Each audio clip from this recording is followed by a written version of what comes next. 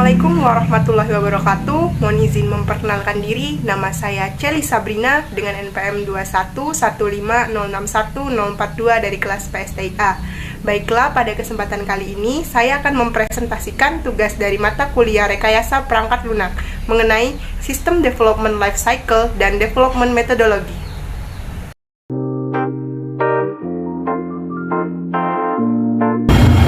Baiklah, dalam pemaparan presentasi ini akan terbagi menjadi 3 garis besar. Yang pertama, Sistem Development Life Cycle. Yang kedua, Sistem Development Methodology. Yang ketiga, perbandingan antara software proses tradisional atau klasik dan model terkini. Untuk bagian yang pertama yaitu System Development Life Cycle. SDLC atau System Development Life Cycle dalam rekayasa perangkat lunak adalah proses pembuatan dan pengubahan sistem serta model dan metodologi yang digunakan untuk mengembangkan sistem-sistem tersebut. Terdapat 4 tahapan pada metode SDLC. Yang pertama planning, yang kedua analis, yang ketiga design, dan yang terakhir ada implementation.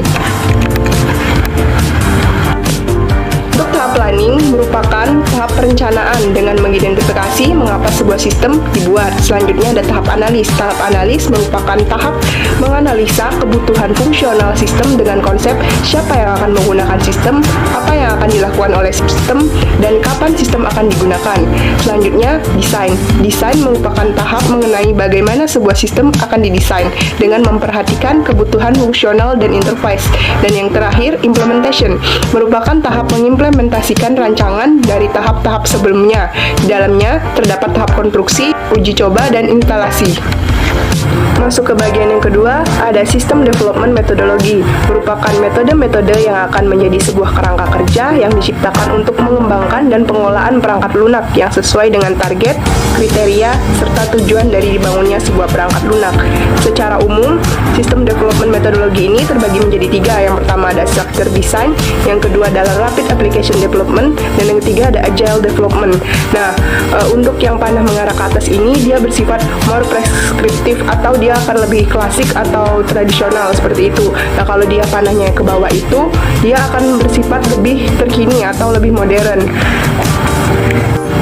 Yang pertama ada structure design. Di sini terdapat model waterfall method. Waterfall method adalah metode kerja yang menekankan fase-fase berurutan dan sistematis. Disebut waterfall karena proses mengalir satu arah, yaitu ke bawah seperti air terjun.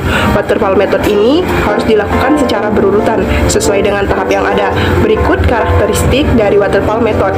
Yang pertama, sistem atau proses yang sedang dijalankan akan otomatis berhenti apabila mengalami suatu kendala. Yang kedua, membutuhkan waktu yang cukup lama untuk menyesuaikan suatu proses. Yang ketiga, mudah untuk dipahami dan dikelola. Jadi pada gambar di samping ini terdapat skema atau alur dari waterfall method yang mana akan terus mengalir ke bawah seperti air terjun dan tidak akan kembali lagi ke tahap-tahap sebelumnya. Selanjutnya ada parallel development. Parallel development merupakan metode yang melakukan fase desain dan implementation secara paralel. Parallel development merupakan metodologi yang mencoba untuk mengatasi interval waktu yang lama antara tahap analisis dan pengiriman sistem. Metodologi ini mencoba untuk memperbaiki kelemahan dari waterfall method. Melakukan desain umum dan implementasi secara berurutan untuk seluruh sistem, dan kemudian proyek dibagi menjadi serangkaian subproyek yang berbeda yang dapat dirancang dan dilaksanakan secara paralel. Setelah semua subproyek sempurna, maka akan dilakukan integrasi akhir sehingga dilakukan delivery pada sistem.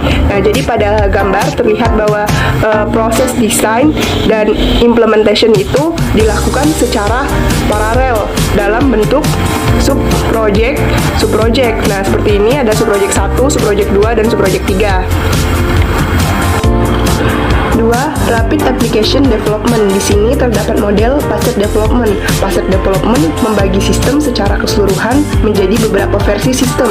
Setelah desain, untuk versi pertama selesai, maka akan dilanjut ke implementasi. Dan setelah versi pertama selesai, maka pengembang akan memulai ke versi selanjutnya. Jadi terlihat pada gambar terdapat pembagian antara tahap analis, desain, dan implementation yang dijadikan beberapa sistem versi yang pertama, yang kedua, dan yang ketiga. Selanjutnya, terdapat model prototyping. Metodologi prototyping melakukan analisis, desain, dan implementasi secara bersamaan.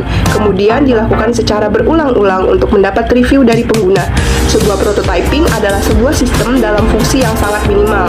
Jadi pada gambar di samping ini terlihat bahwa tahap analis, desain, dan implementasi dilakukan secara bersamaan. Nah, gunanya apa? Untuk mendapatkan review dari pengguna. Selanjutnya ada model throwaway prototyping. Throwaway prototyping adalah suatu metode yang sama persis dengan metode prototyping, yang mana merupakan hasil perkembangan dari metode prototype. Tetapi throwaway prototyping lebih mengarah pada hasil presentasi saja yang memiliki tujuan untuk memvisualisasikan sebuah sistem yang sedang dibangun dan berdasarkan feedback pengguna. Prototype berikutnya terus dibangun sampai dapat memvisualisasikan sistem kerja nyata. Jadi, tahapan throwaway prototyping ini sama dengan tahapan model dari prototyping, tetapi yang membedakan di sini adanya tahap desain yang kembali dilakukan setelah analisis, desain, dan implementation dilakukan secara berulang. Tujuannya untuk memvisualisasikan sebuah sistem yang sedang dibangun dan berdasarkan feedback dari pengguna. 3. Agile Development. Agile Development merupakan metodologi pengembangan software yang didasarkan pada prinsip-prinsip yang sama atau pengembangan sistem jangka pendek yang memerlukan adaptasi cepat dan pengembangan terhadap perubahan dalam bentuk apapun. Nilai terpenting dari Agile Development ini memungkinkan sebuah tim mengambil keputusan dengan cepat, kualitas dan prediksi yang baik, serta memiliki potensi yang baik dalam menangani setiap perubahan. Metode Agile Development ini adalah salah satu yang saat ini sedang marak sekali digunakan di berbagai macam startup. Tahapan dari Agile Development ini, yang pertama adalah requirement, yang kedua design, yang ketiga development, yang keempat testing, yang kelima deployment, dan yang keenam ada review. Agile Development terbagi menjadi beberapa tipe. Yang pertama ada Extreme Programming atau SP, yang kedua ada Scrum, yang ketiga Lean Development, yang keempat ada Dynamic System Development Method atau DSDM, yang kelima ada Adaptive Software Development ASD, yang keenam ada Crystal, yang ketujuh ada Feature Driven Development FDD, dan yang terakhir ada Agile Modeling atau AM. Untuk model yang pertama ada Extreme Programming atau XP.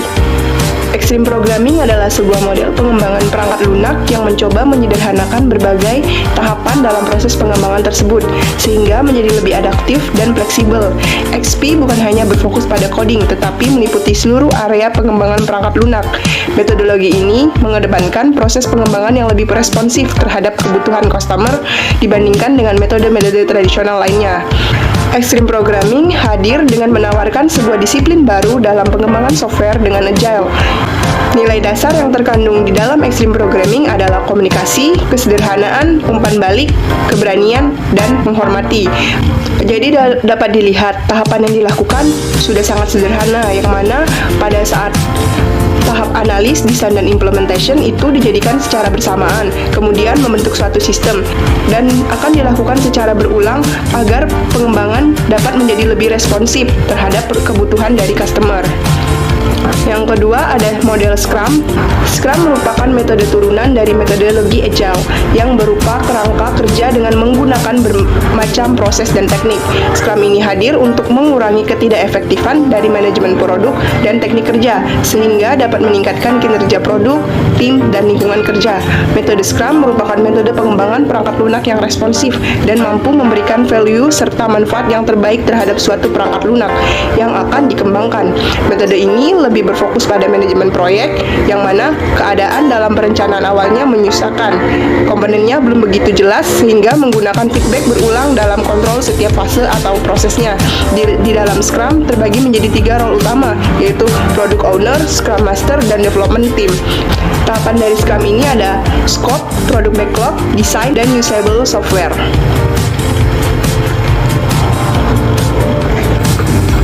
Masuk ke bagian yang terakhir, perbandingan antara software proses tradisional atau klasik dan model terkini. Yang pertama, software proses tradisional atau klasik.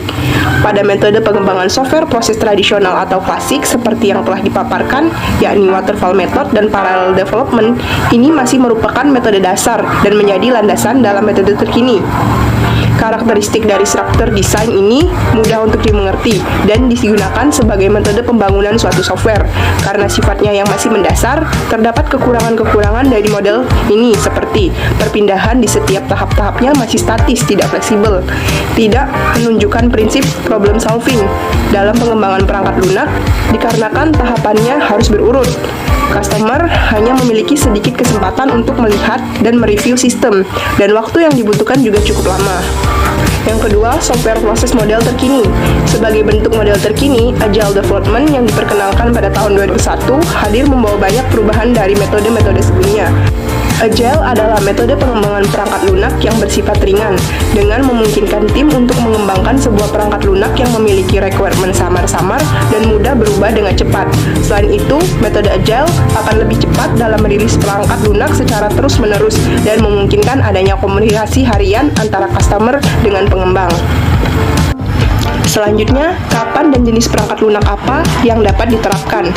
Pertama, software proses tradisional atau klasik digunakan jika proyek tidak terlalu besar dan diterapkan pada perangkat lunak pengembangan sistem informasi berbasis web, perangkat lunak untuk aplikasi game dan edukasi, serta perangkat lunak mobile untuk monitoring data. Yang kedua ada software proses model terkini, digunakan pada proyek pengembangan jangka pendek dan diterapkan pada perangkat lunak pengembangan proyek e-learning, perangkat lunak pengembangan model analisis bisnis online, dan perangkat lunak pengaplikasian resep makanan. Berikut adalah sumber referensi yang saya gunakan dalam presentasi kali ini. Baiklah, itulah presentasi yang dapat saya sampaikan. Kurang dan lebihnya saya mohon maaf dan saya ucapkan terima kasih. Diakhiri, wassalamualaikum warahmatullahi wabarakatuh.